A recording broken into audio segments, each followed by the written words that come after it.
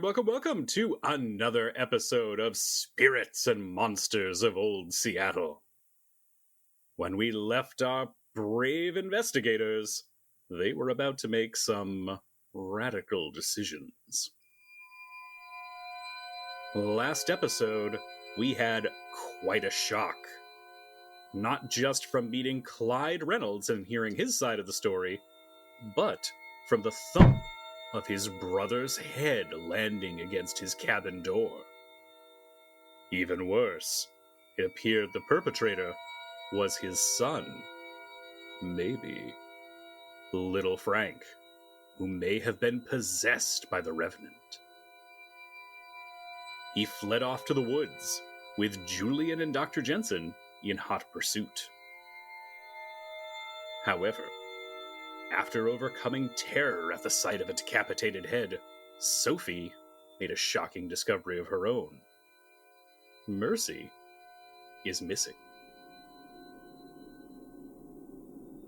Now, Julian has decided to take a more extreme way of getting this figure to stop running, and that's busting out everyone's favorite fiddle.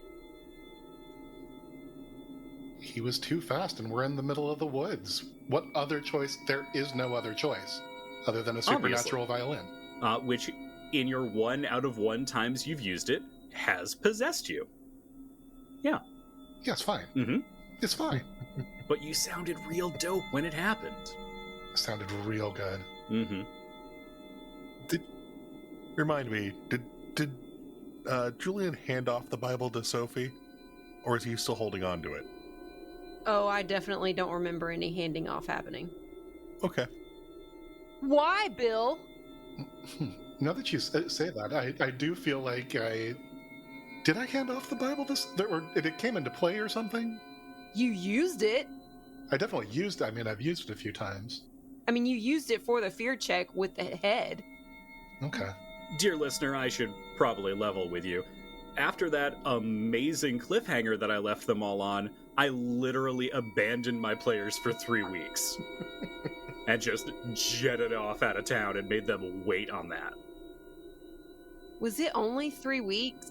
Yeah, I hope you appreciate the level of restraint for me not yelling "fuck you, DM" at the beginning of our intro. I genuinely do. Phoenix, I want you to know, I always appreciate you. Even when you're yelling "fuck you, DM." I don't yell it. That would be rude. When you are bellowing it. Proclaiming. Proclaiming. I'll go with proclaim. Proclaim is... Yeah. You're my second favorite proclaimer. Now, when we left off, Julian was just about to touch bow to string. However, he saw something strange in the woods. Of all things, he saw a peacock walk out from behind a tree. Now, I'm going to check in really quickly. For each of my dear characters, Aaron. No. What is Sofie doing in this moment? Oh. You've heard some kind of shouts from the woods. You've looked around. You found Mercy missing. Where is Clyde? He is currently still in the entryway to the cabin. He is staring just at the head. Normally I would say that Sofie would do something with that. But because Sofie is just chock full of mental conditions and things, she's not herself at the moment. So she's a little bit unsettled by the head, and she's not gonna worry about trying to deal with that with Clyde. Why'd you ask me first, Brian? You were first on my screen. I know. And first alphabetically. That's true. And so I should be used to that at this point in my life. Hold on, let me look at my stats, because I know she was like borderline gonna be broken. And I think she's at 3. Yeah, she's currently 3 out of 3 mental conditions. 3 mental conditions. So, okay. To be honest, I think she's probably just gonna push past Clyde and go back in the house. Okay. And just look around. And, she's realized that Mercy's gone. Julian is out there in the woods. Mm-hmm. There is no sign of Mercy in the house, but there was a rifle that was dropped on the ground. Don't try to get me to pick up the rifle so you can make me do evil stuff with it. You don't have the scar at the moment. I know, Dr. Jensen does. Much to your dismay, yeah.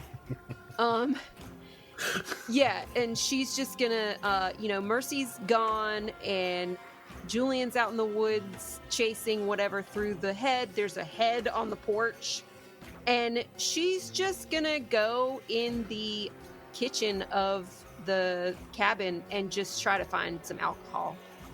Okay. She's just gonna go open some cabinets and bust out whatever, and then just sit down at the table and just be like, fuck this. I love that Sofie sees ahead, is overcome with terror, finds a missing party member, is like, fuck it, we ball. I mean, bawling is really not where she is right now. Bawling is definitely not what's on her mind. It's just like... I mean, she might be bawling soon. Maybe soon. But she's just like, I'm done. I'm done with today. I can't do it anymore. Lucius approves. You know what? I've been hanging around with Lucius too long.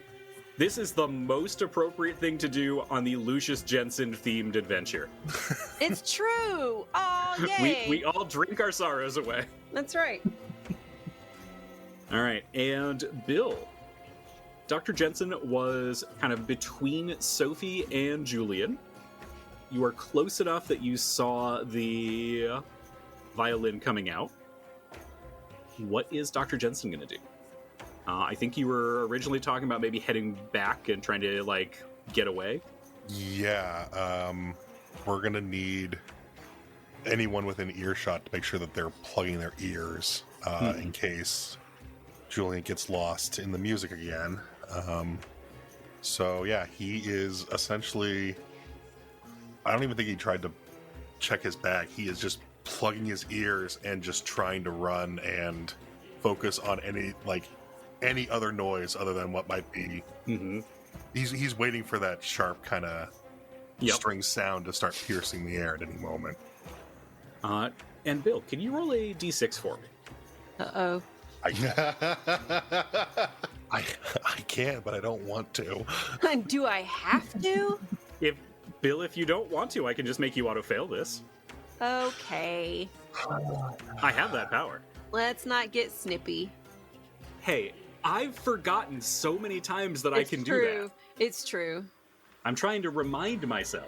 Yeah, but do you really want to do it right out of the gate like this, Brian? I mean, you should really hold that. Save it for a really good Gotta savor it. Mm-hmm. Gotta savor that. Savor our misery.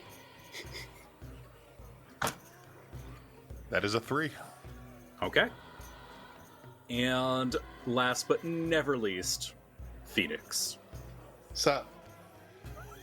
Julian is just about to run that bow across the string. He sees this figure running off into the woods. He sees a peacock come out from behind a tree for some reason. Let me first ask, are you still going to play the fiddle?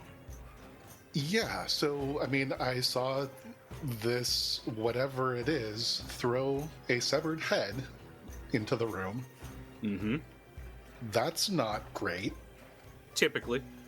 I don't know what's going on. I do know that trying to chase him out into the middle of dark woods, bad idea. The peacock is clearly a good omen. Mm-hmm. So yeah, I'm all in on that. All right. Phoenix, tell me, what does Julian want to have happen at this moment? My goal is for, once I draw the bow across the strings, that whatever that figure is, whatever it may be, I'm going to be trying to get it to stop and walk calmly back towards us. Okay. Can you roll a die for me? Uh-huh. Also 3. Okay. Was it a 3 this time? Was it a 3 this time that I needed to avoid? Don't worry about it. Something just feels a little bit different as you begin to play the Fiddle of the Neck. The music is beautiful, gorgeous, but it doesn't feel like it's hitting you the same way it did before. You play several quick staccato notes, and that's when you suddenly hear it. There is a snap, and a large tree branch breaks and falls towards that figure. They just barely manage to scramble past it, and it lands with a crash on the ground, leaves kicked up into the air. But it keeps running. Something about the music doesn't quite feel like the right notes are being hit. And something just feels a little unsettled to Julian. It's fine, I'm sure it happens to a lot of guys. Never to me, but... In Phoenix, Yes, Brian. as you were standing there, wondering if maybe the fiddle was just slightly out of tune, or maybe you had not put the right rosin onto the bow, you don't see any sign of that peacock anywhere. But you get this sudden feeling, something you're certain of someone standing behind you.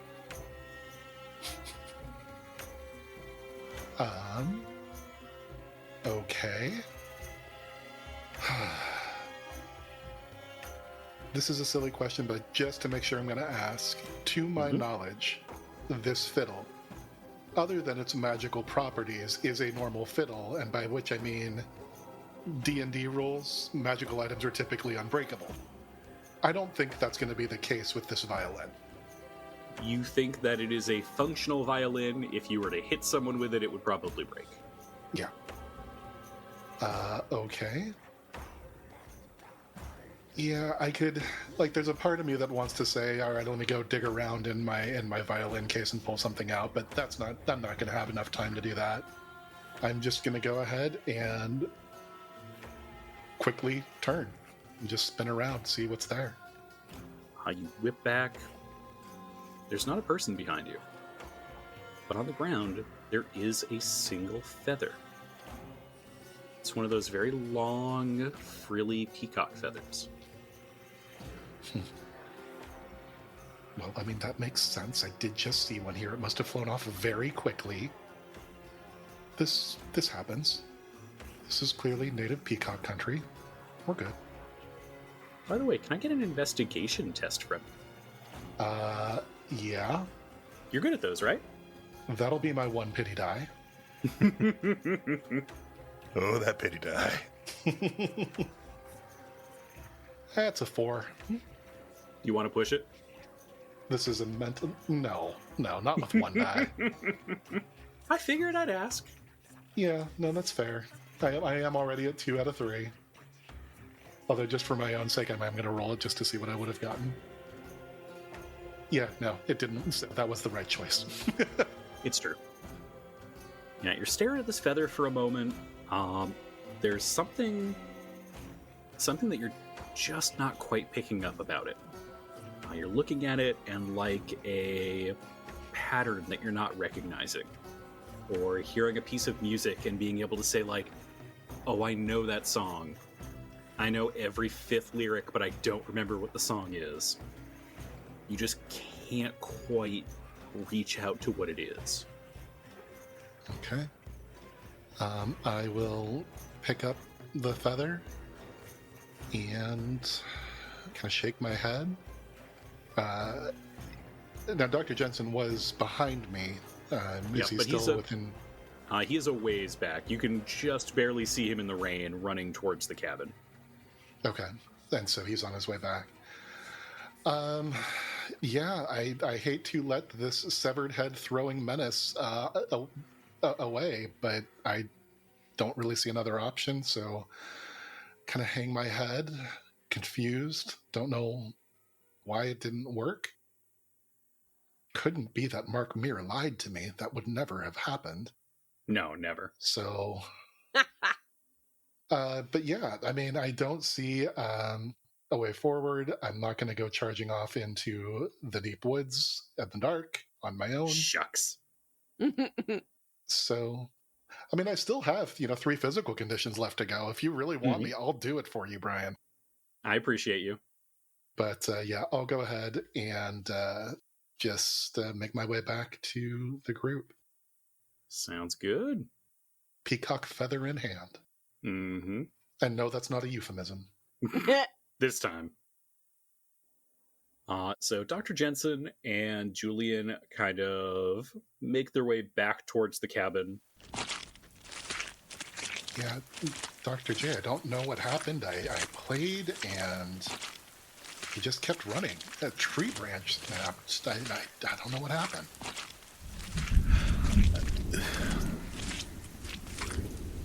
Well, that might be for the best.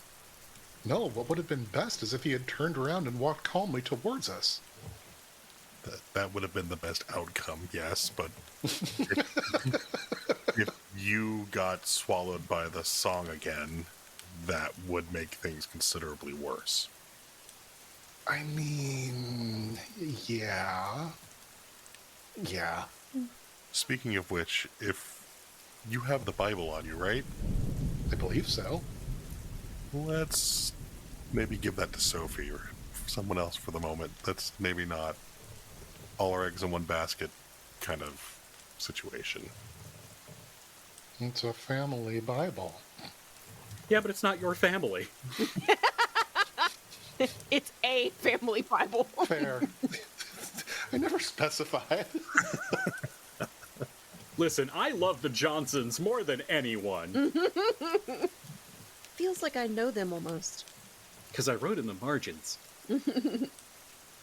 The pair of you walk back to quite a sight. All of the lanterns are still on in the cabin. There are a few kerosene lanterns that have been hung up. In the doorway, you see Clyde. He has fallen to the ground, his back leaning up into the door frame, and he is just holding Stanley's head. Past him, you're just barely able to see through the doorway into the kitchen, where Sofie is sitting at the table, pouring herself a shot. 1,000-yard stare. Oh. I will look down at Reynolds, and then I'll look over at Sofie, and just kind of one step over him, and then just walk straight back to the kitchen. I'll sit down next to Sofie, end her 1,000-yard stare, hand her a peacock feather. She just takes it and just sticks it in her hair. She doesn't even go, oh, a peacock feather, that's weird. She's just like, okay. Wow, no smartass remark. Sofie? You okay? She's looking at the glass and then looks at the bottle and then just sets the glass down and just drinks from the bottle. Whoa, okay, Sofie Jensen. Did you just call me Sofie Jensen? Lucius just takes out his flask under the top. I mean, you're going that route? You are clearly Sofie Jensen in this moment. But no, I will. So yes, I hand you the peacock feather. See that you are as you are. Out of it. And, Clyde is... Mm-hmm. Yeah. And he's holding onto the head still? He has fallen to the ground, so his back is against the door frame, his legs are on the ground, and he has kind of pulled his brother's head into his lap and is just staring at it. Gotcha. So he's just kind of in a catatonic state. Yes. Yeah, I'll go ahead, try to turn Sofie just so that her back is to that. Hey, come on back. What? is even the point of all this that we've done, Julian? We've seen so much horror the past few days, and sometimes we see that in our line of work, but it just all... That is a huge wine glass. I'm sorry. I'm sorry. It took me right out of... That's amazing. Thank you for turning your camera back on so I could see that. Okay, back to it. Anyway. That was the voice of jealousy. It was 100%. I just... I'm not sure where to go from here. What are we supposed to do? Lucius will kind of look up for a second and then look around the room. Wait. Mercy's gone. He'll actually get up a little concerned and start... How big is this hunting cabin? It's like a lodge. So it is a lodge. So there's a couple of what seem to be guest rooms, although there don't seem to be any guests.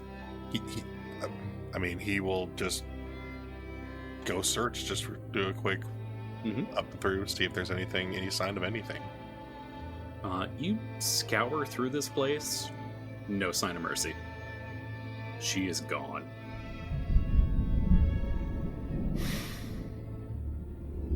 That's not a good sign.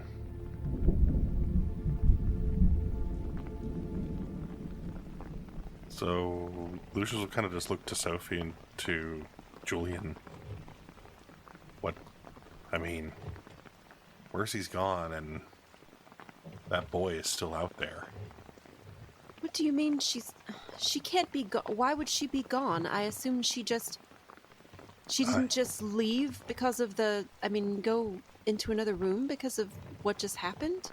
Could she have run away because of the head? It is her uncle. It's a pretty horrible sight to see. It upset me very much. Also, I'm sorry, did you say boy? Did you actually... Yes, what boy? Did you actually get a look at him? He was too far away when I tried to chase. It looked like the child from the Mercantile, Frank Jr. What? Oh.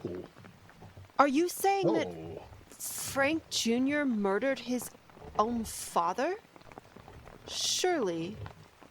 I would be more willing to believe whatever spirit is causing this, the Reverend, might be possessing him. A child. Oh, this just gets worse. But he'll again look at the two. He's like, he's still out there, and if Mercy's not here, I fear for her safety. Given, kind of gestures back over. I think we need to go find him. What time is it right now? It is evening at this point. Ah, fuck. So we gotta fucking go out in the woods at night to look for some folks. Great, cool. Sofie just slams down the bottle and just stands up. And then she realizes there's a peacock feather in her hair, and she's like, wait, Julian, where did you get this? Was this from one of your costume hats or something? Why? No, it was just outside. I'm gonna look over to Clyde. Has he made any sort of reaction? It's a peacock feather. I don't... He is all but catatonic at this point. Yeah. I will go ahead and, now that you two are settled and Sofie is sassy again, so that's good. Severed head, do not like, but I'm going to go ahead and kind of sit down next to Clyde and just kind of put a hand on his back and just kind of rub his back a little. Phoenix, can I get an inspiration test from you? Yeah. That will be 10 dice.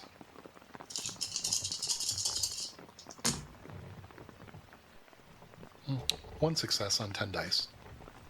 Okay. You spend a little bit of time kind of just gently talking to Clyde, kind of rubbing his back like that. And after a few moments, he sort of looks at you, and his eyes slowly come into focus. And then he looks down and just begins to weep.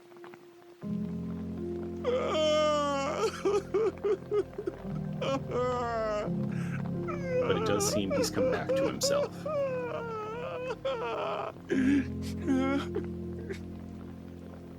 Phoenix, you may remove 1 mental condition. Oh, Oh, nice. well, I will. So that was very inspiring, especially since I used inspiration. So I will remove the hopeless condition. Nice. Do me next.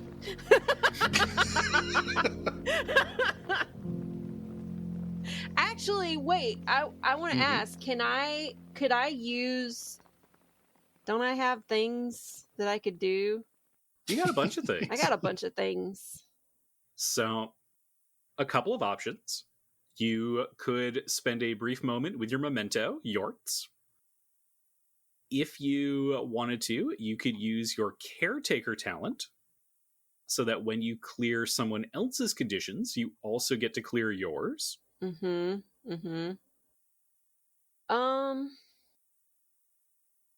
So where are you guys at as far as conditions? So I have 1 physical and 2 mental. I'm at 2 out of 4 on physical because I've got an extra, and then I'm 1 out of 3 on mental.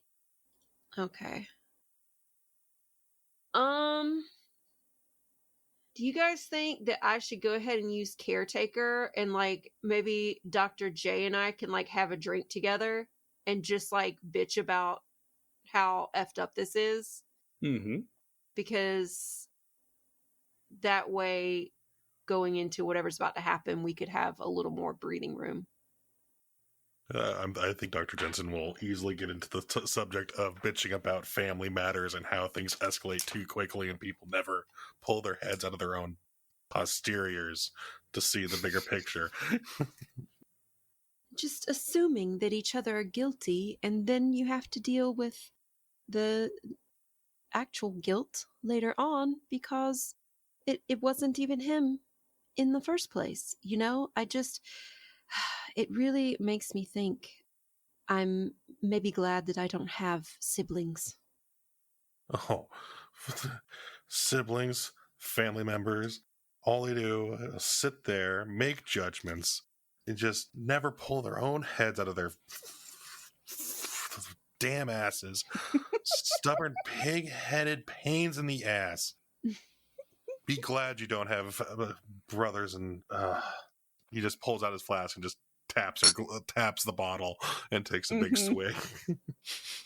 Yeah. All right, Aaron. Sofie may make an inspiration test. No. With a +2 bonus. Oh. +1 from liquor and +1 from Dr. Jensen's technical help. +1 from liquor, baby. I want it on a shirt. I want Dr. Jensen's plus Dr. Jensen's proficiency in alcohol. Okay, so I do not ignore conditions on that for sure. So we got, what's it called? Inspiration. Okay, I do have a little empathy. That's 4 dice. Okay, so I got 4 dice. And you're doing better than Dr. J. But I've got 3 mental conditions, so that's back down to 1, and then +2, so I've got a total of 3. Yep. Fuck me. Okay. This is fine. I can totally do this. Nick, come here. Okay. That is no successes on 3 dice. All right. 2 2s and a 4. So, Phoenix, you watch the pair of them just basically start grousing and aggressively drinking. You know, we all process in our own ways. I just kind of, this is not a visual podcast, or, you know, otherwise you'd see just with my hands, I'm just like kind of trying to decide what to, you know, carry on. What do I do with my two messy bitches? All right, so at this point, you have a couple of options before you. Wait. Mhm. So I don't normally roll an inspiration test for caretaker. So I think I get to do stuff to something. I assume that was for like extra something or whatever. So how much do we get? We each remove one, or There are a lot of different ways that you could heal conditions in the game. Spending another scene with a character is a way that you could do that. mm-hmm. So we will say that both of you are able to clear one condition off. Okay, I'll take it. If we're drinking and we're grousing, I guess I'm going to stay angry. Oh, for sure, I'm staying angry. I'm gonna remove hopeless as well. Actually, no, I'm gonna leave hopeless on there and remove frightened because now she's getting irritated more too. That's like ousting the fear of seeing the head and stuff, but she's still just like, I don't know what the hell we can do about this. I don't know what to do, you know? All right, so you are slightly fortified with your fortified liqueurs, and you have a few options available to you. You could head out into the woods in pursuit of Little Frank. You could always return to town and try and search for Mercy there. You could also, and this is probably not an ideal choice for you, but it's always an option, fort up here for the night and try and wait out until the morning. One thing I do want to do, if he will let me, I will look around for towels, a blanket, something like that. Yeah. And I'll just very delicately take the head and wrap it very reverently. Reverent, not revenant, just to be clear. Just to be clear. Reverently. Oh, the caretaker heals 2 conditions from another character and yourself. Oh, okay. In that case, feel free to both remove another physical or mental condition. Yeehaw! Staying angry. Yep. I mean, I know the 2 characters in that scene. I'm not surprised. Dr. Jensen, maybe we each do have a sibling, and it's each other. He just kind of looks, cocks an eyebrow, looks at you, just takes one long pull. Uh-huh. All right. That's fair.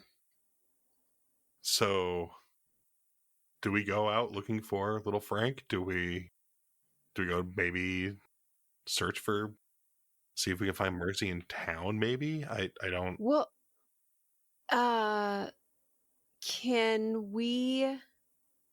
can I check outside to see if there's any sign of her having left? Sure, give me an investigation test.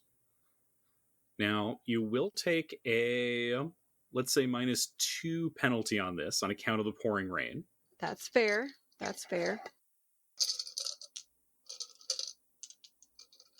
Audience, please hold while I count out 8 dice from my and I drop 1. Classic Aaron. Ah! 1. 1 success on 8 dice. All right, that is enough. Sophie's kind of searching around, looking around the grounds, and sure enough, on account of all that rain, there are some footprints. And running parallel to the road, the little path that you guys kind of made out here as you slogged along, you do see one set of footprints headed back towards Vashon Town. I think that answers our question. Yeah. I mean, if you found footprints that might be to Mercy, then I'd say that'd be probably our top priority. Yes, I mean, I think that she's got to be in very real danger. Right? It seems like everyone in her family is in danger. Exactly. What should we do about Clyde? I mean, in his condition, not much we can do. Leaving him here to rest would probably be the best for him anyway. Maybe we could at least try to get him inside and have him bar the door. I don't know if that's even any good, but If we go over to try and like help him up, he's just kind of ragdoll, kind of limp, hanging. Mm-hmm. Yeah. He sort of struggles along. He is not quite ragdoll, and if you kind of like lead him somewhere, he'll follow after. But his legs do seem kind of rubbery. Okay, then I'd say let's lead him to a bed and get him laid down so he can rest. I have no idea how we're going to try and lock it so he can be secure, but I'm more concerned about Mercy at this point, honestly. Yeah. I just didn't want to leave him like in the open door with a creepy murder child running around. And we thought Julian had the bleeding heart.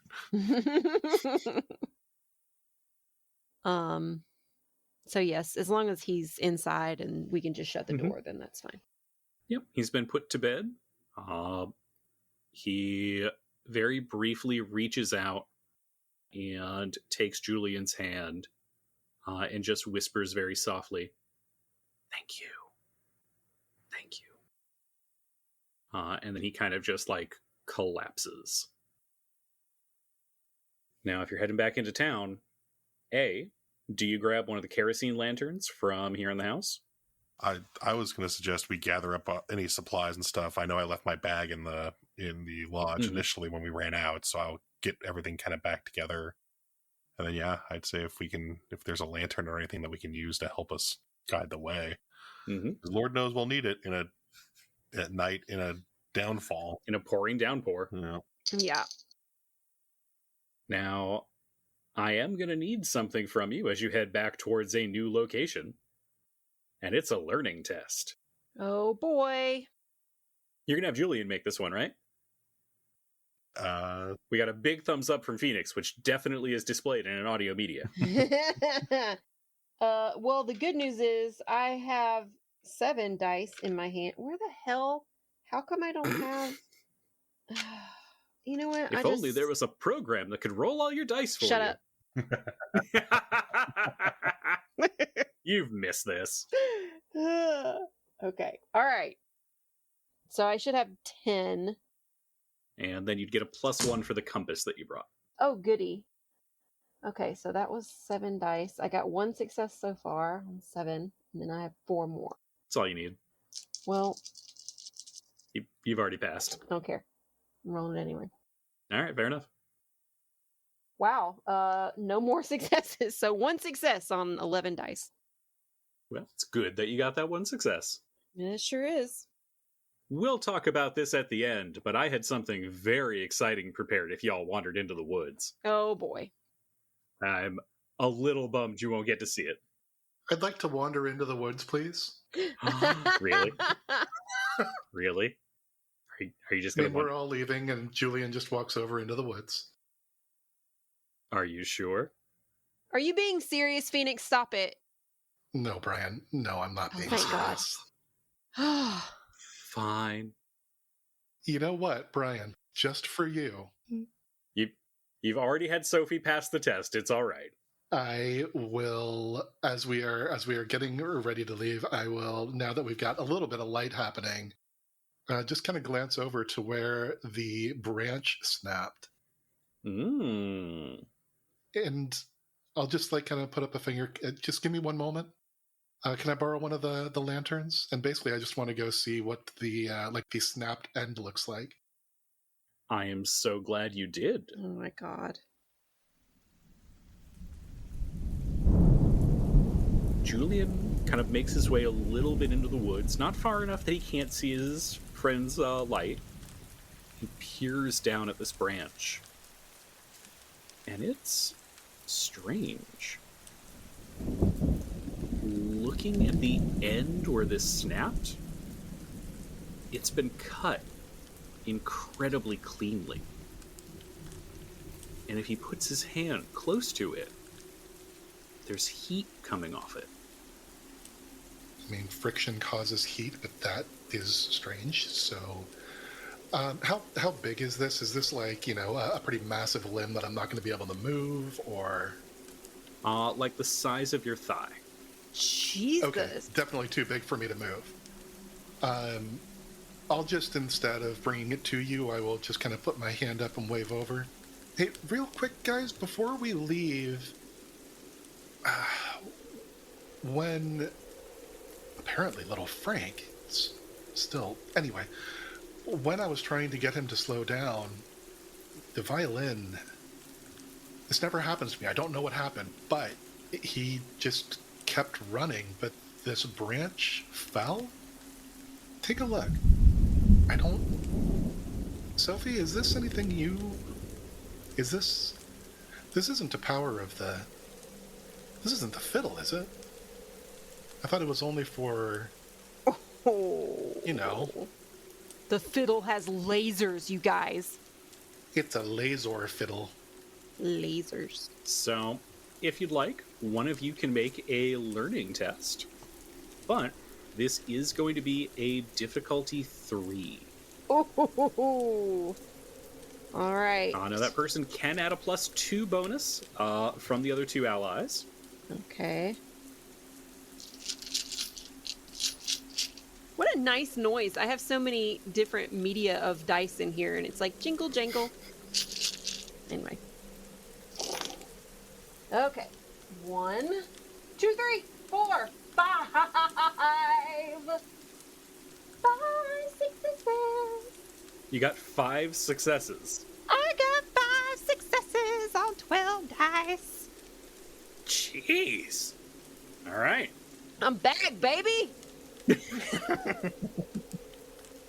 All right. So, Sofie, you know some things.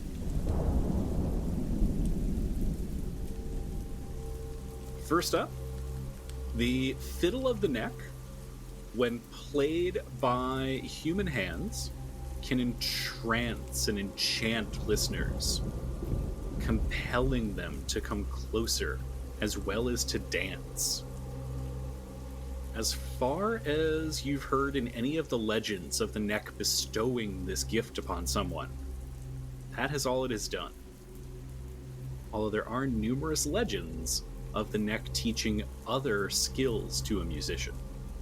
Oh. You also know from your encounter, one of the things the neck did while playing his fiddle was blast apart one of those water horses, severing it with a musical note. The visual gag, Brian, of Phoenix playing the freaking fiddle and just disintegrating, a peacock standing behind him in a little puff of smoke and a feather falling down, is cracking me up, and that's really not where we should be right now, but I just can't. It's like a Wile E. Coyote situation. Like, just like, poof, and then the feather just floats down behind it. Just one, like, feather slowly. Weird, I thought there was a peacock here. Oh, there's just a feather. Guess it ran away. Anyways. Okay. I'm gonna be serious. I'll believe it when I see it. Bullshit. Oh, additionally, you got 5 successes, you crazy monster. Feel free to wipe a mental condition. Whee! Good luck getting 6 the rest of the night, Aaron. Wait a minute, isn't the only one that you have left angry? Yes. I don't think you should remove it. That just is not Sofie. I don't know. So, okay. No, this completely actually makes sense. If she figured out that you actually obliterated a peacock in a tree with a note, she would start cracking up and lose her anger. That's pretty true. Yeah, that's totally fair. So Sofie looks at she inspects the tree, and she said, okay, I'm just gonna make it canon right now that literally every time Sofie does an investigation check, she's pulling a book out of her skirt. Mm-hmm. So As one does. She doesn't carry 175 pounds around for nothing. And so she goes through, she's like, wait, this reminds me of something. And then she looks through, and then she sits there for a second, and she's silent,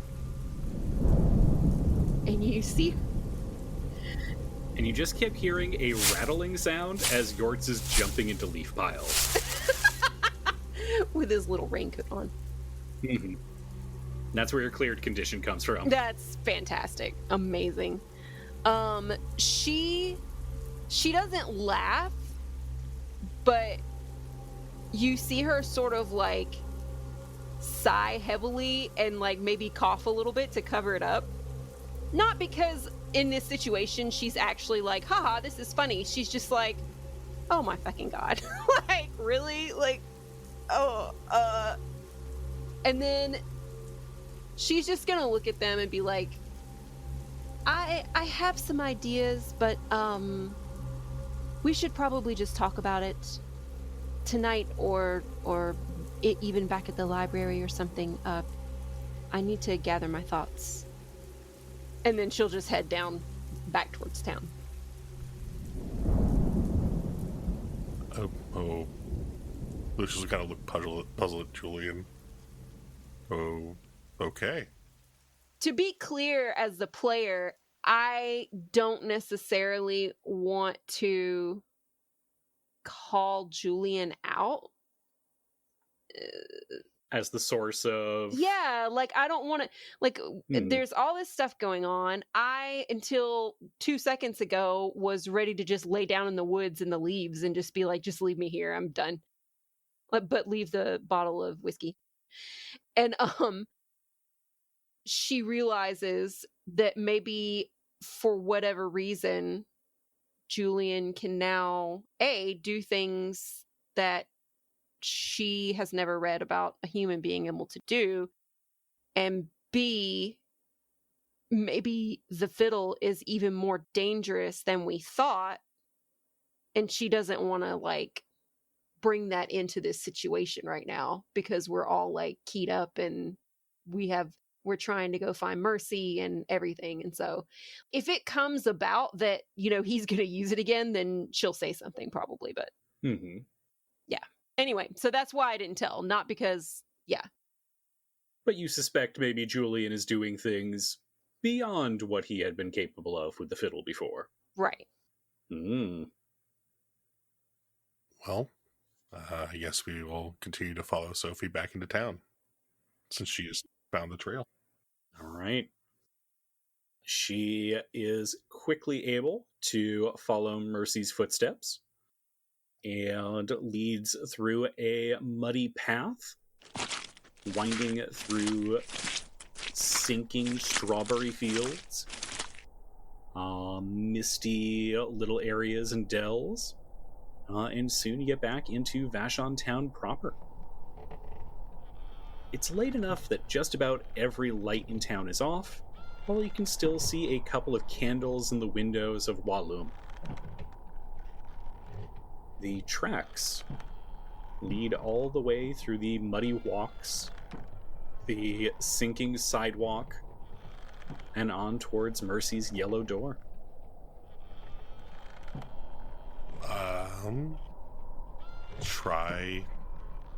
Try the handle first, I guess. It opens.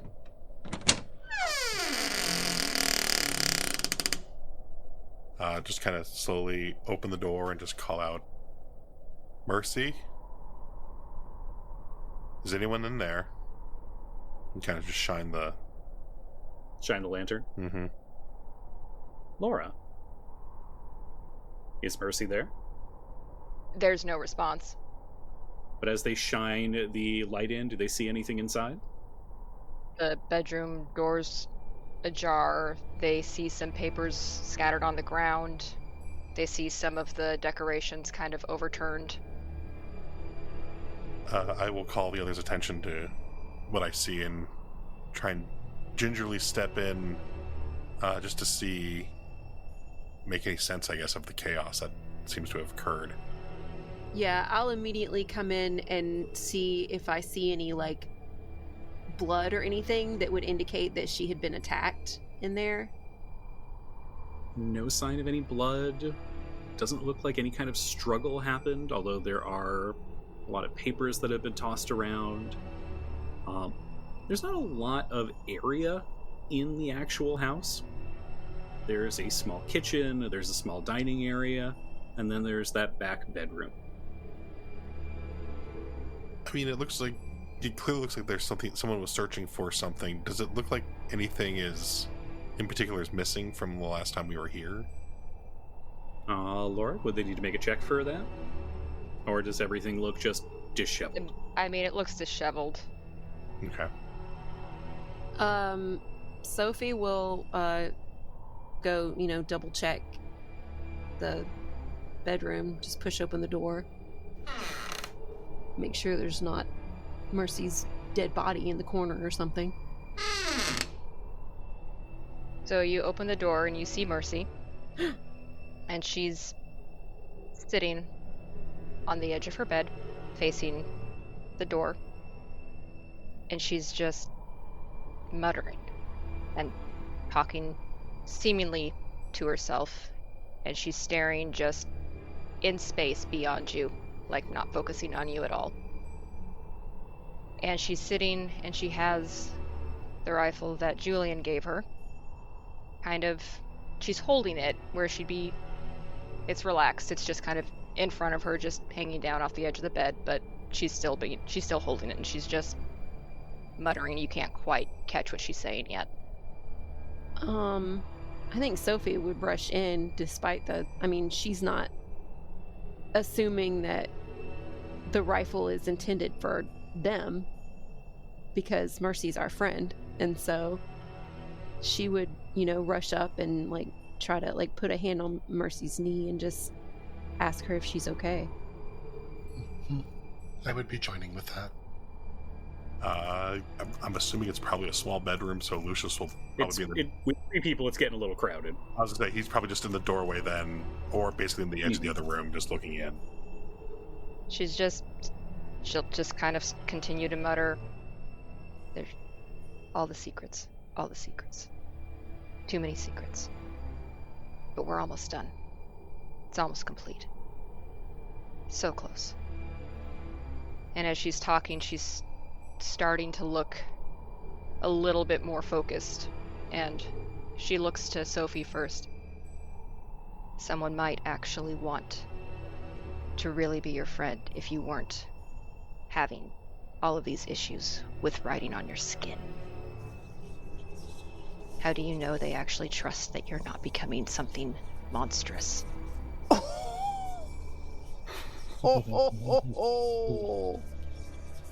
Okay. Aaron has figured out what's going on, but I don't think Sofie has. Maybe. Should I roll for it, Brian? I'll look over to Julian. And the fact you think that they actually trust you who murdered your best friend. Mercy? Can you hear me?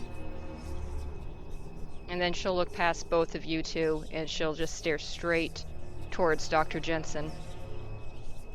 And you who have caused more pain and suffering, not just on one person, but on numerous people, with your doctoring and your fixes and your attempts at cures and helping, and you think you're helping.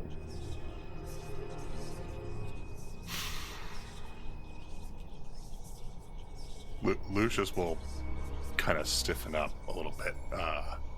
Not try to react too much, but he's clearly disturbed. Mercy, what are you saying? That you all deserve to die, but you deserve it more than most. He'll stop for a second, and he'll kind of actually... Okay. He'll tap Julian on the shoulder, kind of gesture him to back out to make some room. Yeah, you do that.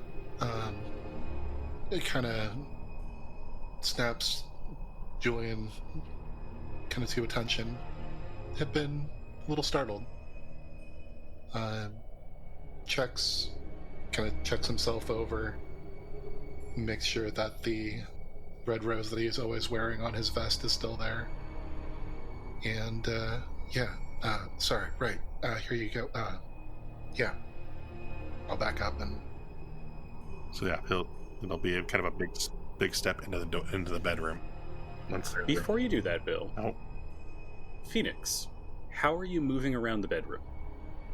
Are you kind of looking back towards Dr. Jensen and like shuffling around to give him a little room, or are you kind of just keeping your attention on Mercy and kind of like shoving over a little? I mean, I guess I'm not necessarily keeping my attention on Mercy, like, you know, like investigating her or anything like that. But I probably am more backing away, just kind of, yeah. I wasn't expecting that, and that wasn't a very nice thing for her to have said. But yeah, just kind of walking. Might probably actually bump into Dr. Jensen as I... Okay, so taking like a step back as you're kind of making room for him. Yeah. Okay, and so yeah, Lucius will take a pointed step in, and he'll actually again keep just moving more closer to Mercy and motions Sofie to stand up and back up. He's like, "All right, well here I am, Mercy." He'll look down at her and he'll see the rifle there. If I'm more deserving than any, then no one else needs to suffer more. I'm right here. I'm not the one who wants you to suffer the most. There's someone else who does. Little Frank? And she'll raise the rifle up towards you and Sofie, if Sofie's still... I was just thinking I should have taken that rifle back. You mentioned it, I was thinking it, and then I forgot about it. You're the one who traded the saber for it. I sure did. No, Brian mentioned that you've got I was thinking I should try to calm her down and get that rifle away, and I totally forgot to do it. And Bill, as Mercy is starting to level this rifle towards you, you hear a voice behind you. Gravelly and rough. Dr. Lucius Jensen. It's been a long time.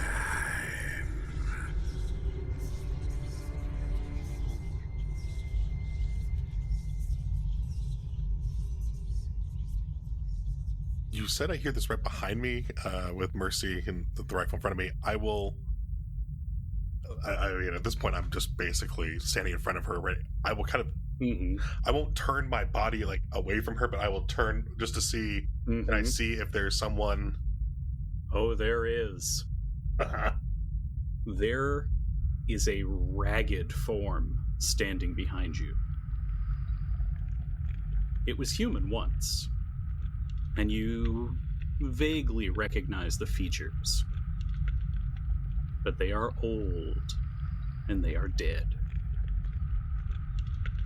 The skin is gray and has clung tightly to the bone. One of the legs, one of the hands, and most of the arm are no longer there. Instead, they drift off into a soft light that shimmers and slowly changes colors like the aurora borealis. And you recognize that face because you've seen it in your nightmares. It's Captain Jameson Reynolds. Well, nice of you to finally show yourself, Jameson.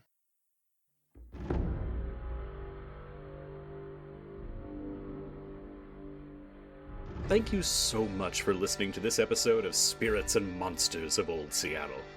Our theme song is Myths and Legends by Robert Bruckmeyer and is playing right now.